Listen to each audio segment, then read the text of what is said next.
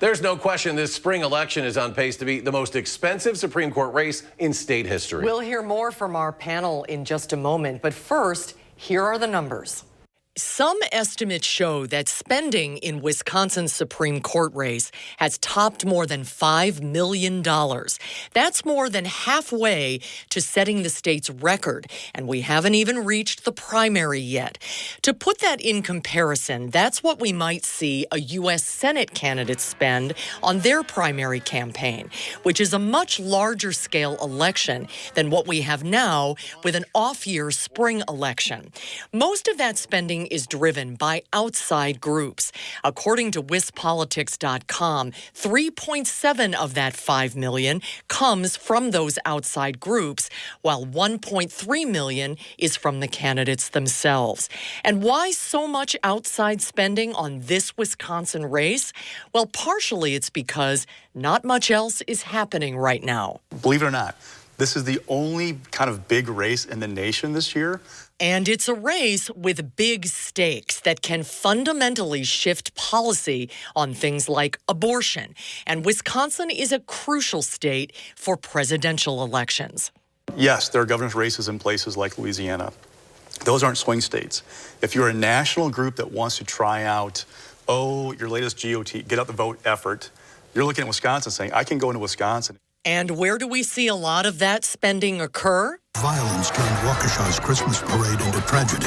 Judge Jennifer Doro. Right now, not many people know who these candidates are, so we're seeing a fight over who can make the biggest first impression on the voters.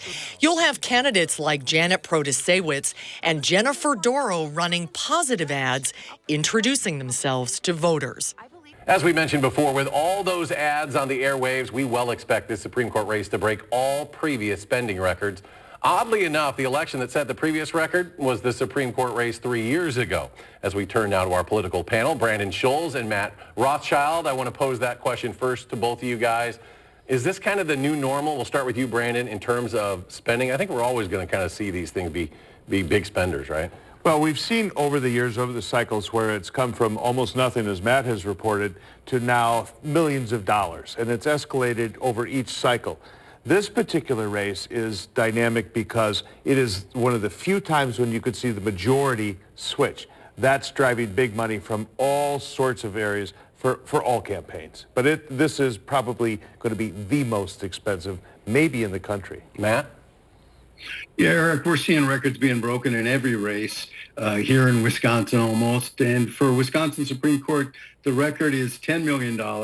It's going to be shattered this time. The record for outside spending is $5 million. And that's almost broken already and will be broken and will double, triple, or quintuple this time around. It's happening for a variety of reasons. One is bad decisions by the U.S. Supreme Court, as in Citizens United, bad decisions by the Wisconsin Supreme Court, and a rewrite of our campaign finance laws in 2015 that doubles the amount that individuals can give to the outside groups, and also the other court decisions just allow unlimited donations from super rich people anywhere in the country to come in here in Wisconsin and tell us who should be on our Wisconsin Supreme Court. Now, Matt, will it have much influence? I mean, this is traditionally a pretty low turnout election. I think we'll have a higher turnout this time. It's a hyper-partisan time. People who are interested in politics, especially super rich folks, are throwing their money onto our TV screens and onto our computers and onto our telephones, so that usually gets more people out. So I think we'll have a higher than usual turnout. I hope so. I hope everyone votes. You can still vote in person tomorrow and on the weekend at the Central Library in Madison. If you've got an absentee ballot, hand your ballot in to the clerk. And you can hand it in on Election Day on Tuesday. So make sure you vote if you haven't voted already. Brandon, what do you think? Better turnout, or maybe they're going to wait and see what happens and then we'll see it in the general? Well, the headline for this race, it's for all the marbles. Mm-hmm. And so whoever wins is going to have the majority. And a little contrary to what Matt said, it's maybe not about those decisions, but it's about what could come in the future, or could what a liberal majority overturn what the conservatives done. And what you've seen from some of the candidates is actual discussion about issues and how they would vote. The judge in Milwaukee says she has values, she has an opinion, therefore she thinks this is wrong. She's going to overturn it.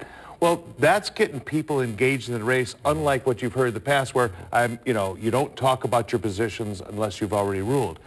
What they're talking about now in these issues are going to get people riled up, and I think we're probably going to see the highest turnout. It's usually 19, 20%, and it's those people who care, and it's really those engaged. Nobody else really knows. The Prosser-Kloppenburg race took it up into the low 30s. There's no reason why this doesn't go into the mid to upper 30s. I think it's a very high turnout race for both sides because, as Matt said, we all know, it's a partisan race. And Brandon, we got 4 people in this race, right? So that changes things. How does that make things different? Well, if each side was smart, they'd have their 2 candidates win first and second, the general election be over and everybody go home, but that likely may not happen. You probably see one of each liberal and conservative finish 1-2, which, to Matt's point, that's going to generate even more spending, more money, more involvement, more rhetoric, and probably all on a partisan basis. Matt, what do you think? Yeah, I think Janet Protasewicz has got the lead right now. She's certainly winning the money chase. She's got more money than the other 3 candidates combined. As to who comes in second, I don't know. And there's a crazy, ugly food fight going on between the 2 conservatives, which is kind of fun to watch. After this race is decided, gentlemen, and Matt, we'll start with you. How do you see this playing out? What impact, we can't really spell it enough, the impact that this race is really going to have is significant. Well, it's very significant. It's about whether our freedoms are going to expand or whether our freedoms are going to shrink. The Wisconsin Supreme Court will decide issues like abortion rights and voting rights and gerrymandered maps. So people who care about those issues are certainly going to want to go out and vote. Brandon? Well, it's not only a function of do you care about that issue. This is about power. And because if the liberals take over the majority of the court, they will overturn decades of rulings that some people don't like. Conservatives maintain the majority. Those will likely stay in place. So if the liberals win, you will see some major things happen. Probably the one dealing with redistricting could have major consequences for years to come in terms of how our lines are driven, who's going to represent you, who's going to be your legislator, your congressman. So there's lots of things that could happen down the road, especially as they go to overturn different rulings that the last 20 years have been in place. Brandon, Matt, always great to talk to you, especially about such important issues. Thanks for being with us. Thank you.